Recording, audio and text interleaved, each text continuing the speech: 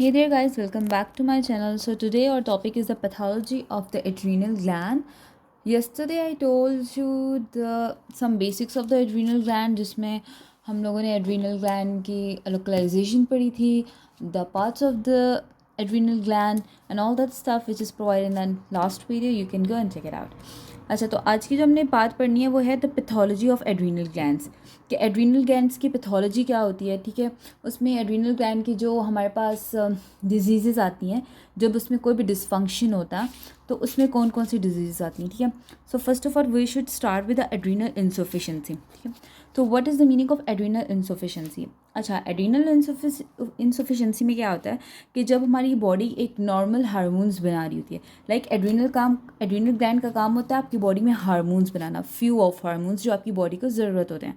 So that was aldosterone, cortisol and androgens. ठीक है, androgens are 6 hormone, cortisols is normally which is glucocorticoid and aldosterone the first part of the कौन सा adrenal cortex का। ठीक है, adrenal cortex, adrenal gland के 2 part होते हैं, एक होता है एड्रीनल मेडुला और दूसरा है एड्रीनल कॉर्टेक्स। तो ये जो तीनों चीज़ें होती हैं एड्रीनल कॉर्टेक्स में बनती हैं।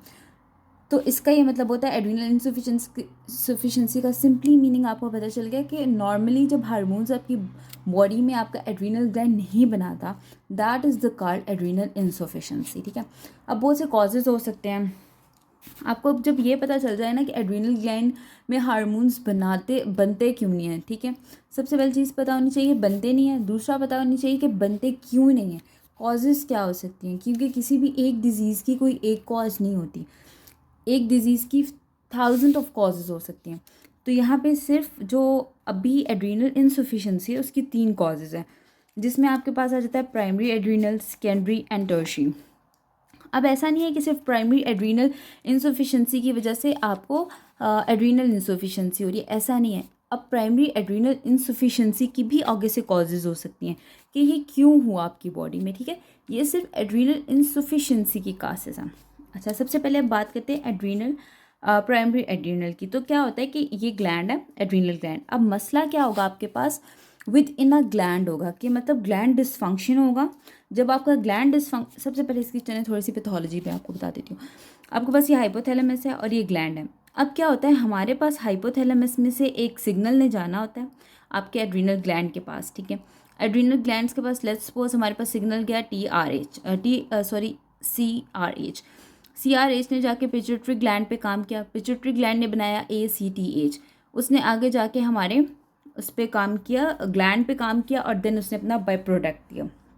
सही होगा। इसी तरह प्राइमरी एड्रीनल इंसफिशेंसी में क्या होगा कि जो ग्लैंड होगा वो इट सेल्फ डिसफंक्शन होगा, लाइक उसके इर्द गिर्द हाइपोथैलेमस है, उसके गिर्द तो आपके पास जो पिट्यूटरी ग्लैंड है उसमें कोई मसला नहीं होगा, मसला सिर्फ आपके ग्लैंड में होगा, ग्लैंड इट सेल्फ ख़राब होगा। तो उसमें क्या होगा कि अब देखें अब ग्लैंड में मसला है, तो जो ग्लैंड में चीज़ बननी है लाइक कोर्टिसोल हो गया, एल्डोस्टेरॉन हो गया, एंड्रोजेंस हो गए, वो तो नहीं बनेंगे। ठीक है, लेकिन हाइपोथैलेमस में कोई मसला नहीं है, हाइपोथैलेमस अपना सिग्नल भेजता रहेगा कि यार शायद मेरे सिग्नल में कोई प्रॉब्लम है जिसकी वजह से आगे हमारा एड्रीनल ग्लैंड नहीं काम कर सक रहा, तो वह ज़्यादा से ज़्यादा CRH भेजेगा, ज़्यादा से ज़्यादा CRH जाएगा, ज़्यादा से ज़्यादा ACTH बनेगा। ठीक है, उससे क्या होगा कि आप जब भी अपनी प्राइमरी एड्रीनल इंसफिशेंसी को डायग्नोज करोगे आपके पास CRH और ACTH हमेशा इंक्रीज़ मिलेगा और जो एड्रीनल ग्लैंड की कोई भी वैल्यू वो हमेशा डिक्रीज़ होगी। नेक्स्ट ये भी काजेज आते हैं कि प्राइमरी एल्डोस्टेरॉन होता क्यों है। ठीक है, ये नेक्स्ट की चीज़ है, I will discuss it later. Then आ जाती है सेकेंडरी। अब सेकेंडरी में ये आप हाइपोथैलेमस है, सेकेंडरी में मसला क्या होगा, हमारे इस पिट्यूटरी ग्लैंड में मसला होगा। इस पिट्यूटरी ग्लैंड में क्या बनना था, ACTH। ठीक है, अब मसला पिट्यूटरी ग्लैंड में। अब सीन ये होगा कि जो हमारा हाइपोथैलेमस है वो CRH ज़्यादा से ज़्यादा देगा कि यार शायद वो कहेगा कि यार ये ACTH बन क्यों नहीं रहा, एल्डोस्टेरॉन काम क्यों नहीं कर रहा बॉडी में, तो वो समझेगा कि यार मेरे पास कोई इशू है जिसकी वजह से ये दोनों वर्क नहीं कर सके। बट इट सेल्फ मसला आपके पिट्यूटरी ग्लैंड में है, आपके हाइपोथैलेमस में नहीं है। तो क्या होगा कि जो आपका हाइपोथैलेमस होगा वो तो CRH ज़्यादा से ज़्यादा बनाएगा लेकिन ACTH नहीं बनेगा, एल्डोस्टेरॉन कम हो जाएगा। सिंपल सी चीज़ है, ACTH ने आगे जाके सिग्नल देना है तो एल्डोस्टेरॉन बनना है। जब सिग्नल ही नहीं जाएगा तो एल्डोस्टेरॉन नहीं बनेगा। देन आ जाती है टर्शियरी एड्रीनल इंसफिशिएंसी। इसमें क्या होता है कि आपका हाइपोथैलेमस भी ख़राब होता है। आपका जो मेजर इशू है ना वो आपके हाइपोथैलेमस में होता है। जब हाइपोथैलेमस से ही सिग्नल नहीं जाएगा CRH, ठीक है, तो पिट्यूटरी में कैसे जाएगा? जब पिट्यूटरी में नहीं जाएगा तो फिर आगे एड्रीनल ग्लैंड को कैसे सिग्नल मिलेगा? तो ये जो सारी चीज़ें हैं वो फेज़ में जा रही हैं। तो एड्रीनल ग्लैंड में अगर हाइपोथैलेमस का मसला है तो फिर हर चीज़ डिस्ट्रॉय है। लेकिन सेकेंडरी में किस चीज़ का मतलब मसला है? जस्ट आपके पिट्यूटरी ग्लैंड का। देन आपके प्राइमरी किसका मसला है? जस्ट आपके ग्लैंड में। आपका हाइपोथैलेमस परफेक्ट है, आपके पिट्यूटरी ग्लैंड परफेक्ट है, all is everything is perfect. Next हम लोग ये चीज़ देखते हैं कि आपका जो प्राइमरी है, ठीक है, वो उसके रीजंस क्या हैं, वो किन वजह से किस वजह से वर्क नहीं कर रहा, किस वजह से उसकी कॉज हो रही है। तो सबसे पहले हमारे पास आ जाते हैं causes of primary adrenal gland, ठीक है, adrenal insufficiency.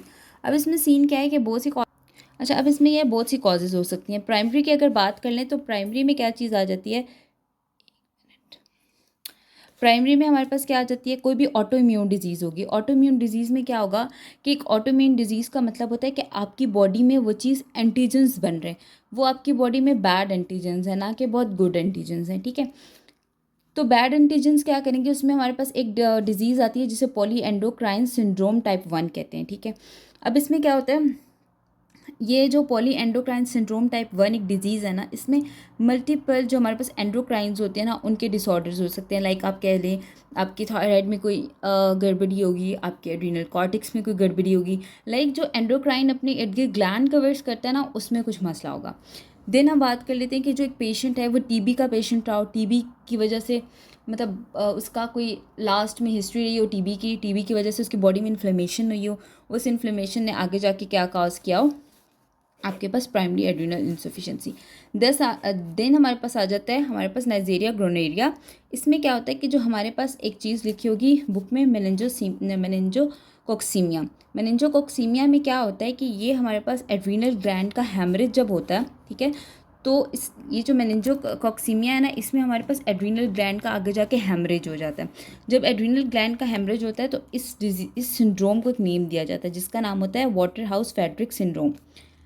Water house Frederick syndrome खुद ब खुद नहीं होता, इसकी दो चीज़ें होती हैं। जब आपकी बॉडी में प्राइमरी एड्रीनल इंसफिशिएंसी किस तरह होगी, सबसे पहले ये चीज़ देखनी है। इसमें क्या होगा कि आपके पास जो मेनिंजोकोक्सीमिया है वो आपकी बॉडी में जाके bilateral, it's not just unilateral, it's bilateral. जब आपकी बॉडी में ये जाके बाईलेटरल एड्रीनल हैमरेज करवाएगा तो आपकी बॉडी में जो सिंड्रोम आएगा that is called Waterhouse Frederick syndrome, ठीक है। ये हो गया आपके पास प्राइमरी की तीन चीज़ें होगी। Then you should go for the secondary. तो सेकेंडरी में शिहान सिंड्रोम है। शिहान सिंड्रोम में क्या होता है? शिहान सिंड्रोम एक मोस्टली पोस्टमार्टम लेडीज़ में होता है आफ्टर डिलीवरी, जब मदर का बहुत ज़्यादा आपका ब्लड लॉस होता है। एक्चुअली अल्लाह ताला की तरफ से क्या होता है कि जब प्रेगनेंसी होती है तो जो जितने भी वुमेन की बॉडी में ग्लैंड्स होते हैं वो ओवर वर्क कर रहे होते हैं, दे आर ओवर एक्टिव। तो जैसे ही फ़ौरन डिलीवरी होती है उसके बाद इतना ब्लड लॉस होता है कि कभी कभी आपके पिट्यूटरी ग्लैंड पे इतना प्रेशर पड़ता है जिसकी वजह से आपका पिट्यूटरी ग्लैंड की जिसे कह सकते हैं हैमरेज हो जाता है या हाइपरप्लेजिया वगैरह हो जाता है, ठीक है। तो उस टाइम जो सिंड्रोम आता है उसको कहते हैं शिहान सिंड्रोम। ओके, ये हो गया। अब जो दो चीज़ें आपने देखनी होती हैं अपनी बॉडी में जब भी आप, let's go for the clinical feature से पहले टर्शरी पे आ जाते हैं। टर्शरी में क्या हो सकता है? कोई भी आपको इन्फिल्ट्रेटिव डिजीज़ हो सकती है। इन्फिल्ट्रेटिव डिजीज़ कौन सी होती हैं? मैंने पहले भी बताया था, विल्सन डिजीज़ होती है, हीमोक्रोमेटोसिस होता है। विल्सन डिजीज़ में क्या होता है कि हमारे पास जब कॉपर की अमाउंट हमारी बॉडी में बहुत ज़्यादा हो जाती है, एक हाई लेवल को क्रॉस करती है, देन हमारे पास विल्सन डिजीज़ होती है। उसके बाद हेमाटोक्रोमेटोसिस कब होती है? जब हमारी बॉडी में आयरन बहुत ज़्यादा होती है, मतलब आप ये कह लें इलेक्ट्रोलाइट का इम्बैलेंस होता है, ठीक है। और इसमें ये चीज़ें डिस्ट्रॉय कैसे करती हैं हमारे ग्लैंड को? उसके लिए हमारे पास फ्री रेडिकल इंजरी के थ्रू वो डैमेज करती हैं। फ्री रेडिकल इंजरी का क्या मतलब होता है कि जो इंजरी ऑइंस के थ्रू की जाए, ठीक है, उसको फ्री रेडिकल इंजरी कहते हैं। अगर अब हम इसके क्लिनिकल फीचर्स में देखें कि हम इसको लैब में कैसे देख सकते हैं, आपको पता चलेगा कि यार अगर ये चीज़ ऐसे है तो ये लैब में कैसे डायग्नोज हो सकती है। तो उसमें सबसे पहले दो चीज़ें आपने देखनी है, USMLE के भी लिए, NRE के लिए भी, प्लैब्स के लिए भी, सब में ये वैल्यूज़ देख के आप हर चीज़ को मेजर कर सकते हैं। अब आपने एल्डोस्टेरॉन का लेवल चेक करना है। सबसे पहले ब्लड को देखना है और फिर पीएच देखनी है। अब ब्लड में क्या होगा, मैंने पहले बताया था एल्डोस्टेरॉन कब एक्टिव करेगा, जब सोडियम बॉडी में कम होगा, जब बीपी कम होगा, जब रास सिस्टम तब एक्टिवेट होगा, ठीक है। उसमें क्या होगा कि आपकी बॉडी में सोडियम जब कम होगा, बीपी कम होगा, आपका जब सोडियम बॉडी में कम होगा तो ऑब्वियसली आपकी जो बॉडी का पीएच है वो कम होगा और पोटाशियम आपकी बॉडी में ज़्यादा होगा, क्योंकि पॉजिटिव चार्ज आपकी बॉडी में ज़्यादा हो जाएगा, सोडियम इंटर नहीं हो रहा होगा, ठीक है, पोटाशियम बाहर जा नहीं रहा होगा, तो उस टाइम जो आपकी बॉडी में एसिडोसिस होगा वो मेटाबॉलिक एसिडोसिस होगा, नॉट अल्कलोसिस, इट्स एसिडोसिस। उसके बाद आपको बॉडी में फटीग होगी, आपकी सॉल्ट क्रेविंग्स होंगी। सॉल्ट क्रेविंग्स क्यों होंगी? क्योंकि हमारी बॉडी में सोडियम बहुत कम होगा। जब आपकी बॉडी में सोडियम कम होता है तो आपको बहुत सॉल्ट क्रेविंग्स होती हैं, ठीक है, ये चीज़ होगी। देन अगर हम बात करें इसकी डायग्नोज की, तो अगर एक पेशेंट आपके साथ हिस्ट्री लेके आया है, उसको इस तरह की जो सिम्टम्स हैं आपने तब डायग्नोज करना है। लाइक अगर कोई जेलियर है, मतलब कोई प्रिजन में रहता है, कोई जेल में रहता है बंदा, उसको नाइट स्वेट्स बहुत होंगी, शायद उसे टीबी की इन्फेक्शन रही हो, वो वेट लॉस की कंप्लेन के साथ आया हो। मोस्टली वो लोग जो घर में नहीं रहते उनको आपने उनकी चीज़ों में आपने चीज़ें देखनी है कि उनको एड्रिनल इंसफिशिएंसी हो सकती है क्योंकि उनकी डाइट नहीं सही होती, ठीक है, ये चीज़ हो गई। अगर बात की जाए एक बहुत इंपॉर्टेंट चीज़ है इसमें कि हाइपर पिगमेंटेशन, तो प्राइमरी जो आपके पास एड्रीनल इंसफिशिएंसी है ना, उसमें पेशेंट में हाइपर पिगमेंटेशन होगी। अगर सेकेंडरी में हमारे पास पेशेंट को हाइपर पिगमेंटेशन नहीं होगी, ये दो चीज़ें बहुत इंपॉर्टेंट है, और ना टर्शरी में हाइपर पिगमेंटेशन होगी उसे।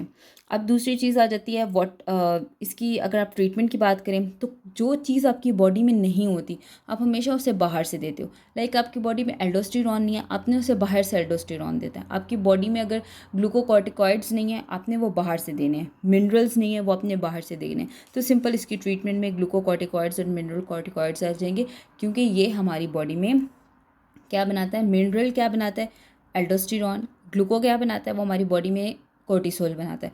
तो जो चीज़ आपकी बॉडी में नहीं होती वो हमेशा बाहर से दे दी जाती है, ठीक है। अब आपकी बुक में एक बहुत इंपॉर्टेंट चीज़ यूएसएमएलई की स्टेप 1 की बुक में और स्टेप 2 की बुक में भी इसका बहुत ज़्यादा जिक्र है, वो है एडिसन डिजीज़। एडिसन डिजीज़ में क्या होता है आपके पास कि ये एक टीबी है, ठीक है। अगर आपको भी कोई भी आपकी प्रीवियस हिस्ट्री रही हो टीबी की, या आपको ऑटो इम्यून कोई भी डिजीज़ रही हो, लाइक किसी भी तरह की, ठीक है। सबसे पहले एडिसन डिजीज़ की मेन रीज़न क्यों होती है, ये वजह इसकी क्या होती है। सबसे पहले कि अगर आप पेशेंट प्रीवियस टीबी का था, कोई जेनेटिक हिस्ट्री है, कोई ऑटो इम्यून डिजीज़ रही है, तो उसकी वजह से पेशेंट को जो डिजीज़ आएगी वो एडिसन डिजीज़ है। और ये हमेशा प्राइमरी एड्रिनल इंसफिशिएंसी में डिजीज़ काउंट की जाती है। और ये काउंट क्यों की जाती है, क्योंकि आप देखें इसमें टीबी है, तो मैंने एड्रिनल इंसफिशिएंसी के काउजेज़ में क्या बताया कि उसमें टीबी है। टीबी की इन्फ्लेमेशन की वजह से पर्सन को प्राइमरी एड्रिनल इंसफिशिएंसी हो सकती है, ठीक है। उसके बाद बात आ जाती है हाइपोएल्डोस्टेरोनिज्म। तो इसमें क्या होता है कि आप देखें जो हमारे पास इंसफिशिएंसी थी, इंसफिशिएंसी का मतलब होता है उस चीज़ का बॉडी में कम होना, और हाइपर का क्या मतलब होता है उस चीज़ में बॉडी का ज़्यादा होना। तो यहाँ पे एल्डोस्टेरोनिज्म है मतलब हाइपर, तो इसका क्या मतलब है कि एल्डोस्टेरॉन आपकी बॉडी में एक हाई लेवल में मौजूद है, तो हर चीज़ उसके ऑपोजिट हो जाएगी। लाइक जो चीज़ कम है वो चीज़ ज़्यादा हो जाएगी, लेकिन प्रोस्पेक्टिस इसके थोड़े थोड़े चेंज होंगे, ठीक है। लाइक यहाँ पे मैंने एसिडोसिस बताया, यहाँ पे अल्कलोसिस होगी, वो होगी क्यों, वो एक नेक्स्ट चीज़ है। अच्छा, नेक्स्ट आ जाता है हाइपर, तो उसमें भी हमने उसको 3 कैटेगरीज में डिवाइड किया हुआ। The one of the category is primary, then other thing is secondary, then tertiary.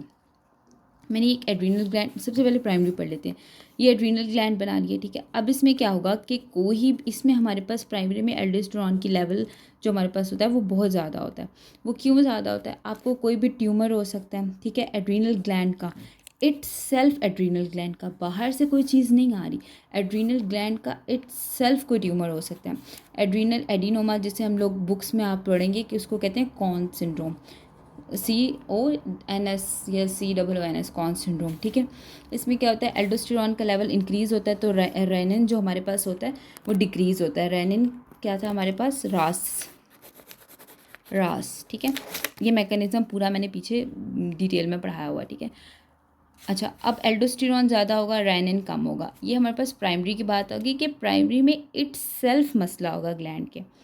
Then बात आती है सेकेंडरी की। सेकेंडरी में क्या होगा कि जो हमारा पिट्यूटरी ग्लैंड है ना, उसको जो सिग्नल है वो सही नहीं मिल रहा होगा। तो ACTH ज़्यादा से ज़्यादा बनेगा, क्योंकि मसला हमारे पिट्यूटरी ग्लैंड में कोई, आप कह सकते हैं कुछ गड़बड़ हो जाएगी या कुछ इस तरह का मसला बनेगा कि ACTH ज़्यादा से ज़्यादा बनेगा, एल्डोस्टेरोन ज़्यादा से ज़्यादा बनेगा। मैंने आपको पहले बताया था लास्ट में इंसफिशेंसी में एल्डोस्टेरोन बहुत कम होता है, लेकिन हाइपर में एल्डोस्टेरोन बहुत ज़्यादा होता है। लाइक आपकी बॉडी, पेशेंट आएगा, ठीक है, उसकी बॉडी में आपको बहुत ज़्यादा लाइक वो उसकी जो कह सकते हैं उसका ब्लड प्रेशर बहुत कम रहेगा। ब्लड प्रेशर जब एक पेशेंट का कम रहता है तो इसको आप किडनी में इन्वॉल्व कर लें। किडनी में जो किडनी के थ्रू आपकी बॉडी में ब्लड कम जाएगा, उसे आर्थरोस्क्लेरोसिस कहते हैं। जब ब्लड कम होगा, बीपी कम होगा, मतलब बीपी डाउन हो जाएगा तो रेनिन एक्टिवेट होगा, रेनिन एक्टिवेट होगा तो एल्डोस्टेरॉन एक्टिवेट होगा। क्योंकि जब भी आपकी बॉडी में बीपी और सोडियम का लेवल कम होता है तब रेनिन का प्रोसेस होता है, और वो रेनिन का प्रोसेस नेक्स्ट जाके एल्डोस्टेरॉन को एक्टिवेट करता है। तो इस तरह आपकी बॉडी में जेक्स्ट्रोग्लोमेरुलस सेल का कोई मसला होगा जिसकी वजह से फिर रेनिन ज़्यादा से ज़्यादा बनेगा, एल्डोस्टेरॉन ज़्यादा से ज़्यादा बनेगा। Then if we talk about the tertiary, तो टर्शरी में क्या होता है कि आपके पास आपके थैलेमस का कोई मसला होता है तो CRH ज़्यादा से ज़्यादा बनता है, ACTH ज़्यादा से ज़्यादा बनता है, एल्डोस्टेरॉन ज़्यादा से ज़्यादा बनता है। जो हमारे पास इंसफिशेंसी थी उसकी टर्शरी में हर चीज़ काम हो जाती है। अब अगर बात कर ली जाए ट्रीटमेंट की, तो ट्रीटमेंट में हम यहाँ पे क्या सारी चीज़ें बढ़ रही हैं, तो हम लोगों ने क्या करना है, एंटागोनिस्ट दे देना है एल्डोस्टेरॉन का। उसमें हमारे पास अमेलोराइड्स आ जाती हैं, और अमेलोराइड्स के बाद हमारे पास एपलर, इसे कहते हैं, ये एक मेडिसिन है, इसको एक मिनट, आपके पास ये दो मेडिसिन है, एंटागोनिस्ट हो गया एल्डोस्टेरॉन जिसमें हम अमेलोराइड्स देते हैं, और दूसरा हम लोग देते हैं एप्लामिरोन, ठीक है।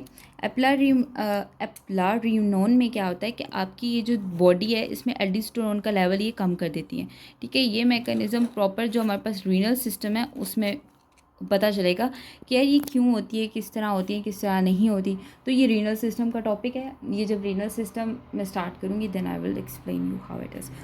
अच्छा, अब यहाँ पे दो तीन चीज़ें बड़ी इंपॉर्टेंट आती है इस चीज़ को लेके, उसको आप कहोगे, उसमें ये चीज़ आती है कि आपने सोडियम का लेवल, वाटर का लेवल और पोटाशियम का लेवल, ये चीज़ें आपके लिए बड़ी इंपॉर्टेंट होती है। मैंने पहले बताया था कि अगर आपकी बॉडी में पोटाशियम का लेवल कम हो जाएगा, ठीक है, तो आपकी बॉडी में एसिडोसिस होगी। जब आपकी बॉडी में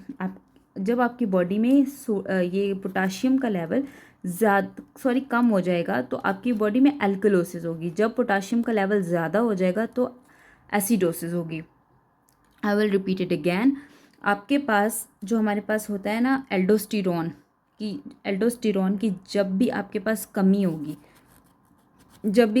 तब हमारे पास पोटाशियम की वैल्यू इंक्रीज़ होगी, तो तब हमारी बॉडी में एसिडोसिस होगा।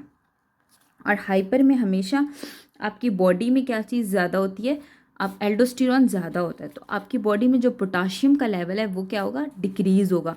तो आपको एल्कलोसिस, मेटाबॉलिक एल्कलोसिस होगा, क्योंकि आपके मेटाबॉलिज्म में चेंज आ रहा है, ठीक है। अब दो चीज़ें आपने देखनी है, जब आपको एल्कलोसिस होगा, जब आपको इनसफिशेंसी होगी, पेशेंट हाइपोटेंशन के साथ आएगा, ठीक है, पेशेंट हमेशा हाइपरटेंशन के साथ आएगा। दूसरा जो पेशेंट है वो हमारे पास पहली बात आपको कहेगा कि उसकी जब आप ब्लड टेस्ट करेंगे तो आपको जो हमारे पास पोटाशियम का लेवल है वो बहुत इंक्रीज़ मिलेगा। साथ में जब आप उसका बीपी चेक करेंगे तो वो हाइपोटेंशन में होगा। तब उस चीज़ पे जो आपके पास आपने डायग्नोज करनी है वो करनी है कि इसको इनसफिशेंसी है, ठीक है। अब क्या होगा कि आपकी बॉडी में आप देखेंगे कि सोडियम का लेवल इंक्रीज़ है, पोटाशियम का लेवल डिक्रीज़ है और वाटर का लेवल इंक्रीज़ है। तो आपने तब देखना है कि आपकी बॉडी का पीएच बहुत इंक्रीज़ हो चुका होगा, ठीक है। तो उसमें आप कहेंगे कि यार इसको तो हाइपरटेंशन है और हाइपोक्लेमिया, तो आपने इसको डायग्नोज करना है कि ये हाइपर एल्डोस्टेरोनिज्म है। मैं इसकी छोटी सी यहाँ पे मैप बना देती हूँ जिससे कहते हैं, अच्छा ये मैंने लिख दिया यहाँ पे पोटाशियम, ये आ गया पोटाशियम, ये आ गया पीएच। इस यहाँ लिख देते हैं एसिडोसिस, यहाँ लिखते हैं एल्कलोसिस, कि ये एसिडोसिस कब होगा, एल्कलोसिस कब होगा। जब भी आपकी बॉडी में, मैंने आपको पहले बताया कि पोटाशियम का लेवल आपकी बॉडी में जब भी हमारे पास डिक्रीज़ होगा, whenever it will be decrease, whenever, then we have alkalosis, level decrease, alkalosis. और साथ में पीएच का लेवल इंक्रीज़ हो जाएगा। एसिडोसिस में जब भी पोटाशियम का लेवल इंक्रीज़ होता है तो हमारा पीएच हमेशा डिक्रीज़ होता है, तब एसिडोसिस होता है। ये पॉइंट आपके एनआरई और यूएसएमएलई के लिए इतना इंपॉर्टेंट है कि एमसीक्यूज़ में बेसिकली लास्ट ईयर के 2 एमसीक्यूज़ वाले मैं देख रही थी, पास्ट पेपर्स मैंने चेक किए थे, तो उसमें ये चीज़ें बहुत क्लियरली मेंशन थी कि आपको सोडियम, मैं यूएसएमएलई की बुक से भी दिखा देती हूँ, उसमें आपने जो चीज़ें देखनी है वो सोडियम देखनी है आपने। सोडियम के बाद क्या देखना, सोडियम के बाद आपने एसीटीएच का लेवल देखना है, एल्डोस्टेरॉन का लेवल देखना है, आपने पेशेंट के अंदर कॉर्टिसोल का लेवल चेक करना है, आपने पेशेंट के अंदर पोटाशियम का लेवल चेक करना है। ये कुछ लेवल्स हैं जब आपकी बॉडी में, पेशेंट की बॉडी में आप चेक करेंगे तो आपको हाफ ऑफ द डायग्नोज खुद हो जाएगी, ठीक है। तो ये एड्रीनल ग्लैंड का टॉपिक था जिसमें तकरीबन हर चीज़ कवर थी। Then we go for the diabetes tomorrow, जो कि रिलेटेड होती है पेंक्रियाज से। सबसे पहले इंसुलिन, देन उसके इंसुलिन बनती कैसे है, इंसुलिन का वर्क कैसे है। ये बहुत लंबा टॉपिक है इंसुलिन का, it's not cover in the one video. तो आप लोगों ने ना खुद इसको बुक से देख लेना, यूएसएमएलई की। आई विल ट्राई कि मैं इसकी बुक से भी आप, let me show you from the book. As you see यहाँ पे मैंने मार्किंग की हुई है। तो ये हमारे पास है CK2, मतलब मेडिसिन जो स्टेप 2 होता है यूएसएमएलई का, ये उस बुक से रिलेट है। कॉर्टिसोल का लेवल है, एल्डोस्टेरॉन का, एसीटीएच का, सोडियम का और पोटाशियम का, ठीक है। अब यहाँ पे कुछ मेजर क्वेश्चंस हैं, वो भी मैं बता देती हूँ। ये हाइपर एल्डोस्टेरोनिज्म है, इसमें पेशेंट को क्या हो रहा है, हाइपरटेंशन हो रही है, उसके साथ साथ पेशेंट को हाइपोक्लीमिया होगा, ठीक है। यहाँ पे 2-3 चीज़ें हैं एड्रीनल क्राइसिस को मैनेजमेंट के लिए। ये निमोनिक है जिसमें आपने देखना है कि आपको जब एड्रीनल ग्लैंड के क्राइसिस होंगे तो आपने उसकी मैनेजमेंट कैसे करनी है। सबसे पहले आपने उससे सॉल्ट देना है जिसमें 0.9% आपका सिलाइन होना चाहिए। आपने फौरी तौर पे पेशेंट को स्टेरॉइड्स देने हैं। अगर आप पेशेंट को बचाना चाहते हैं तो आपको फ़ौरन स्टेरॉइड्स देने पड़ेंगे, जिसमें IV हाइड्रोकॉर्टिसोन होता है। आपने 100 mg देनी है एवरी 8 आवर्स, ठीक है। उसके बाद आपने रिसर्च करनी है उस चीज़ पे कि इसकी इलनेस की कॉज क्या है, किस कॉज की वजह से ये जो पेशेंट है ये आ रहा है, ठीक है। तो ये इसमें कुछ चीज़ें थी ऐसी जो कि इम्पॉर्टेंट थी। बाकी आज सच इसमें कुछ इतना इम्पॉर्टेंट नहीं है कि बताया जाए। You should read from your self book से। तो यस, टेक केयर, अल्लाह हाफिज़, मीट यू सून।